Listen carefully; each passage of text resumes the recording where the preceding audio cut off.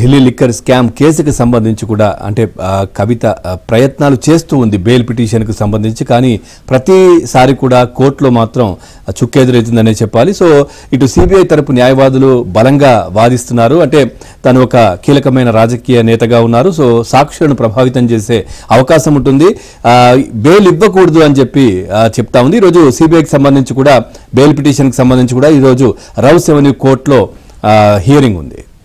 చూద్దాం. Delhi liquor scam కేసులో కల్వకుంట్ల కవితది కీలక పాత్ర అని రౌస్ ఎవెన్యూ కోర్టులో సిబిఐ బలమైన వాదనలు వినిపించింది.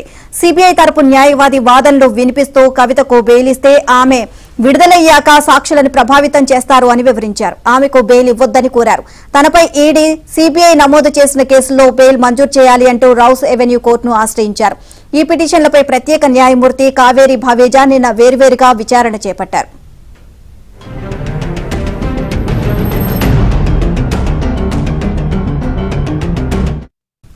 ఉదయం సిబిఐ కేసుకు సంబంధించిన బెయిల్ పిటిషన్పై విచారణ జరిగింది. సిబిఐ తరపున పంకజ్ గుప్తా, కవిత తరపు విక్రమ్ చౌదరి వాదనలు వినిపించారు. ఈ కేసులో ఇప్పటి వరకు ఎటువంటి ఆధారాలు లేవు, కేవలం కొందరి వాంగ్మూలాల ఆధారంగానే కేసు నడుస్తోంది. ఆధారాలు లేకుండానే కవితను అరెస్ట్ చేశారు. ఎన్ఫోర్స్మెంట్ డైరెక్టరేట్ కస్టడీలో ఉండగానే అవసరమేమీ లేకపోయినా సిబిఐ ఎలా అరెస్ట్ చేస్తుంది? దేశవ్యాప్తంగా సార్వత్రిక ఎన్నికలు జరుగుతున్నాయి. కవిత బీఆర్ఎస్ పార్టీకి స్టార్ క్యాంపెయినర్ గా ఉన్నారు. చిదంబరం కేసులో తీర్పు కవిత విషయంలోనూ వర్తిస్తుంది. 7 ఏళ్లలోపు శిక్ష పడే కేసులకు అరెస్టు అవసరం లేదు. పీఎంఎల్ఏ సెక్షన్ 45 ప్రకారం కవిత మహిళగా బెయిల్కు అర్హురాలు. సరైన ఆధారాలు లేని ఈ కేసులో కవితకు బెయిల్ మంజూరు చేయండి అని విక్రమ్ చౌదరి కోర్టుకు విజ్ఞప్తి చేశారు.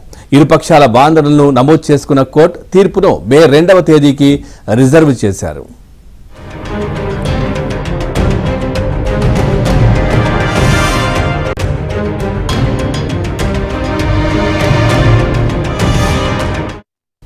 మనీ లాండరింగ్ కేసులో బెయిల్ పిటిషన్ కు సంబంధించి మధ్యాహ్నం విచారణ జరిగింది. ఈడీ తరపున న్యాయవాది జోహెబ్ హుసేన్, కవిత తరపున సీనియర్ న్యాయవాది అభిషేక్ సింఘ్వి వాదనలు వినిపించారు. ఢిల్లీ మద్యం కేసుతో కవితకు ఎటువంటి సంబంధం లేదని, కేవలం రాజకీయ దురుద్దేశంతోనే కవితను కేసులో ఇరికించాలి అని చూస్తున్నారు అని సింఘ్వి వాదించారు. ఈ కేసులో తొలుత అనుమానితురాలిగా కూడా లేని కవితను ఉద్దేశపూర్వకంగా నిందితురాలిగా చేర్చారు. దాదాపు 5-6 గంటల విచారణకు హాజరైన ఆమెను ఒక టెర్రరిస్టు, కరుడుగట్టిన నేరస్తులను ట్రీట్ చేసినట్లు దర్యాప్తు సంస్థలు వ్యవహరిస్తున్నాయి. Vijay Nair social media coordinator చేస్తారు అని ఆయనతో కవిత భేటీ అయ్యారు.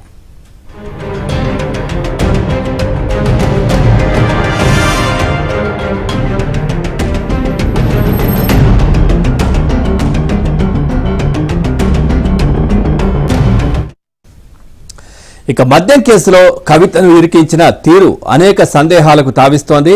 ఈ కేసులో బుచ్చిబాబు 4 స్టేట్మెంట్లు ఇచ్చారు. వెంటనే ఆయనకు బెయిల్ వచ్చింది. అదే తరహాలో స్టేట్మెంట్ ఇచ్చిన మరో వ్యక్తి మాగుంట రాఘవకు కూడా బెయిల్ దొరికింది. ఆ తర్వాత మాగుంట రాఘవ తండ్రి శ్రీనివాసులకు ఎన్డీఏ అభ్యర్థిగా అవకాశం కల్పించారు. శరత్ రెడ్డి అప్రూవర్గా మారిన తర్వాత బెయిల్ ఇచ్చారు. ఆయన బీజేపీకి పెద్ద ఎత్తున ఎలక్టోరల్ బాండ్లు ఇచ్చారని ఎస్బీఐ నివేదికతో బహిర్గతమైంది. వీళ్ల స్టేట్మెంట్ ఆధారంగా కవితను ఈ కేసులో ఇరికించారు. అయినా కవిత విచారణకు అన్ని విధాలా సహకరిస్తున్నా అరెస్టు చేయాల్సిన అవసరం ఏముంది? సంఘ్వి కోర్టుకు వివరించారు. ఇక ఈడీ ఆరోపిస్తున్నట్టు కవిత ఎలాంటి ఆధారాలను ధ్వంసం చేయలేదని పేర్కొన్నారు. ఆమె వాడిన ఫోన్లను తన సిబ్బందికి ఇచ్చారు. అలాంటి ఫోన్లను వాడేవారెవరైనా ఫార్మెట్ చేస్తారు. ఈడీ అడిగిన వెంటనే తన వద్ద పనిచేసే వారి నుంచి ఆ ఫోన్లను తీసుకుని దర్యాప్తు అధికారులకు అందజేశారు అని ఆయన పేర్కొన్నారు.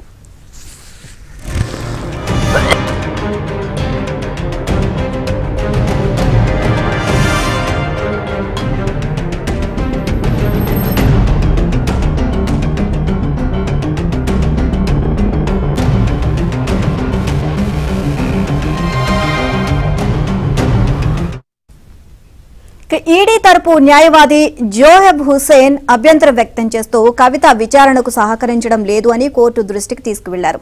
ఈ కేసులో కవితది కీలక పాత్ర. ఉద్దేశపూర్వకంగానే 10 ఫోన్లలో సమాచారాన్ని డిలీట్ చేశారు, సాక్ష్యాలను ధ్వంసం చేశారు అని కోర్టుకు తెలియజేశారు. న్యాయమూర్తి కల్పించుకుంటూ సాక్ష్యాలను ధ్వంసం చేశారా లేదా అనేది మాత్రమే చెప్పండి. 10 ఫోన్లను ఈడీకి ఇచ్చే ముందే ఫార్మాట్ చేశారా లేదా అని ప్రశ్నించారు. దానికి జోహెబ్ హుసేన్ స్పందిస్తూ ఫోన్లను వేరే వారికి ఈడీకి ఇచ్చానని అందుకే వారు ఫార్మాట్ చేశారని కవిత స్టేట్మెంట్ ఇచ్చినట్లు చెప్పారు. 2023లోనే తాము కేసు ఫైల్లో ఈ అంశాన్ని స్పష్టంగా పేర్కొన్నట్లు గుర్తు చేశారు. దీనిపై సింఘ్వి అభ్యంతరం వ్యక్తం చేస్తూ రిజైండర్లో ఈ అంశంపై స్పష్టమైన వివరాలను కోర్టుకు సమర్పిస్తామని చెప్పారు. తదుపరి వాదనలను కొనసాగించడానికి కొంత సమయం కావాలని కోరారు. సమయం తక్కువగా ఉన్నందున విచారణను ఇవాళ కొనసాగిస్తామని న్యాయమూర్తి తెలియజేశారు.